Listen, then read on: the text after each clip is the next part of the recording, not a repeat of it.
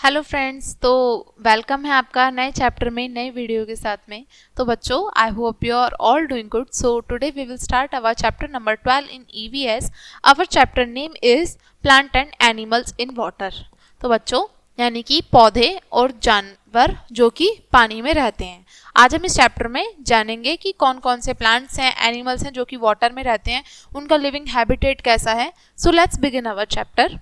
Despite ocean covering most Earth, additional water work exist hosting flora and fauna।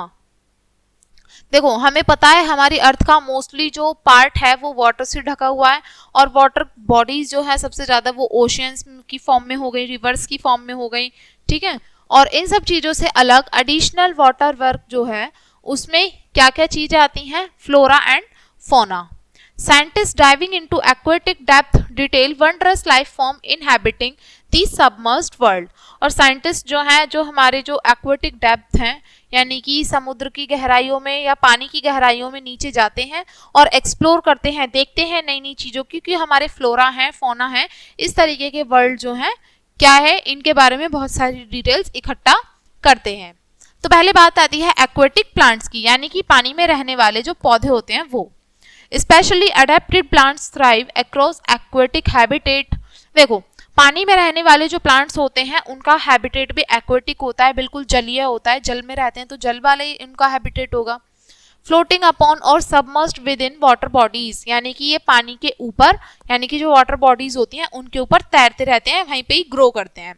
Broad floater like lotuses और lilies appear rooted as well, surface is yet extended long hollow stems. देखो, जो यानी कि पानी में तैरने वाले जो फ्लावर्स होते हैं, जैसे कि लोटस हुआ, लिली हुआ, ये हम ऊपर तो देखते ही देखते हैं, लेकिन पानी की गहराइयों में इनकी जड़ें नीचे भी जमी हुई होती हैं, ठीक है। और इनकी जो लॉन्ग हॉलो स्टेम्स होती हैं, लंबी और हॉलो यानी कि खोखली जो इनके तने होते हैं ना, विद फ्लैट बाइंड लीव्स, यानी कि जिनकी लीव्स कैसी होती हैं, बहुत ज्यादा लंबी होती हैं और फैली हुई होती हैं।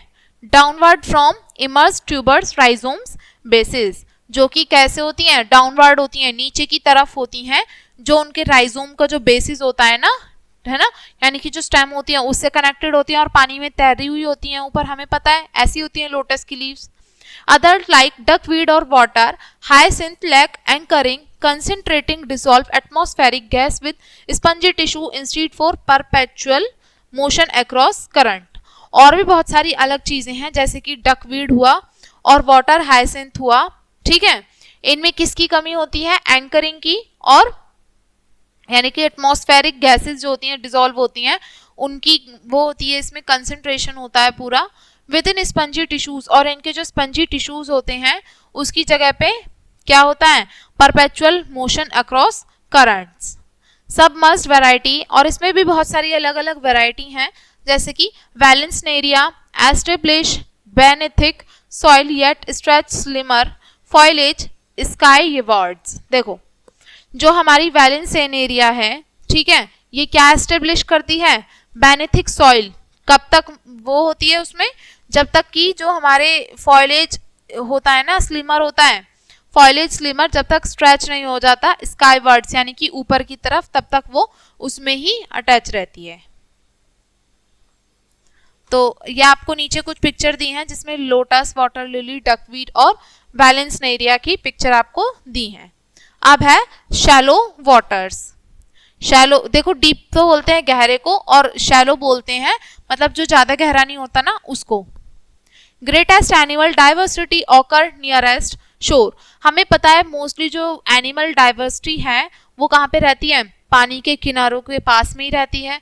क्रैब हो गई, ईल हो गई, ये कहाँ पे रहती हैं, और साथ में किंगफिशर हो गए, सीगुल हो गए, पेट्रोल बैंक एरियली, यानी कि ये नदी के किनारों पे ही आसपास घूमते रहते हैं। रेप्टाइल्स हो गए, रेंगने वाले जानवर, जैसे कि turtle, bask outside as seal and walrus long on rock protruding from their liquid domain. और देखो, सील हुए, वॉलरस हुए, टर्टल हुए, ये पानी में रहने के साथ साथ में बाहर अर्थ पे भी बहुत आसानी से रह लेते हैं। कहने का मतलब है कि ये पानी में से बाहर आएंगे और सरफेस पे भी नॉर्मली रह लेंगे, इनको दोनों जगह रहने में कोई प्रॉब्लम नहीं है। These flippered slippery mammals across both world effortlessly। और ये जो फ्लिपर्ड स्लिपरी मैनल्स है ना, ये क्या करते हैं, ये आसानी से दोनों वर्ल्ड में यानी कि वाटर में भी और लैंड पे भी दोनों में एफर्टलेसली रह सकते हैं। Amphibious frog traverse shallow before terrestrial sojourns. देखो एम्फीबियस जो फ्रॉग्स होते हैं ये शैलो पानी में भी रह लेते हैं। Semi aquatic crocodile steal ashore to bask lazily after aqueous adventures. देखो जो क्रोकोडाइल होते हैं पानी में भी रह लेते हैं और साथ में मतलब बाहर भी आ जाते हैं शिकार करने के लिए, यानी कि एडवेंचर्स को और ज्यादा वो करने के लिए ये पानी के बाहर में भी आके अपनी लाइफ को नॉर्मली ऐसे भी रह सकते हैं। ये ईल, क्रैब, टर्टल, सील, क्रोकोडाइल, ये आपको पिक्चर दी है। ये ईल है, ये क्रैब यानी केकड़ा है, टर्टल ये कछुआ है, ये सील है और ये क्रोकोडाइल है। क्रोकोडाइल मगरमच्छ को बोलते हैं बच्चों। अब हम बात करते हैं ओशियन की। ओशियन यानी कि समुद्र। Ocean host smallest zooplankton to mighty blue whales. Despite fish resemblances, whales and dolphins classify as seafaring mammals. देखो ओशियन में बहुत सारे जू प्लैंकटन होते हैं। जू प्लैंकटन के मतलब होता है यानी कि पानी में रहने वाले बहुत सारे एनिमल्स होते हैं, उनकी बात की गई है, जिसमें कि ब्लू व्हेल्स हैं, प्रेस्पाइड फिश, फिश के अलावा व्हेल्स हैं, डॉल्फिन्स हैं जो कि सी फेयरिंग मैमल्स कहलाती हैं। सैल्मन हुए, शार्क हुए, ये वाइड स्प्रेड प्रीडेटरी फिश होती हैं। ठीक है। फ्लाइटलेस पेंगुइन यानी कि जो उड़ नहीं सकते पक्षी वो पेंगुइन हो गए, वो एंटार्क्टिक एरिया में रहते हैं। ठीक है। Exemplified huddled message for emperor penguin, यानी कि बहुत सारे जो मैसिव जो इनका पूरा वो ग्रुप रहता है, बहुत सारे पेंगुइन्स पाए जाते हैं, वो नॉर्मली एंटार्क्टिक एरिया में ही पाए जाते हैं।